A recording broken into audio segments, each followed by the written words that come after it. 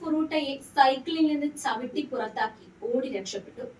യാദൃശ്ചികമായി ആക്രമണം കണ്ടതായി നടിച്ച് മിയാനോ ഫുറൂട്ടയെ സമീപിച്ച് വീട്ടിലേക്ക് കൊണ്ടുപോകാമെന്ന് വാഗ്ദാനം ചെയ്തു. കൂടുതൽ വിശ്വാസം നേടിയ ശേഷം മിയാനോ ഫുറൂട്ടയെ അടുത്തുള്ള ഒരു വെയർഹൌസിലേക്ക് കൊണ്ടുപോയി. താൻ ഒരു യാക്കൂസ അംഗമാണെന്നും അവർ തന്റെ കൽപ്പനകൾ പാലിച്ചാൽ മാത്രമേ അവളെ വെറുതെ വിടൂ എന്നും പറഞ്ഞു. ആ രാത്രിയിൽ മിയാനോ ഫുറൂട്ടയെ ടാക്സിയിൽ അഡാച്ചിയിലെ ഒരു ഹോട്ടലിലേക്ക് കൊണ്ടുപോയി. അവിടെ വെച്ച് അയാൾ അവളെ ബലാത്സംഗം ചെയ്തു. പിന്നീട് അയാൾ മിനാറ്റോയുടെ വീട്ടിലേക്ക് വിളിച്ച് ബലാത്സംഗത്തെ കുറിച്ച് ഒഗുറയോട് വീമ്പിളക്കി. അതിനുശേഷം ഒഗുറ ഫുറൂട്ടയെ പോകാൻ അനുവദിക്കരുതെന്ന് പറഞ്ഞു.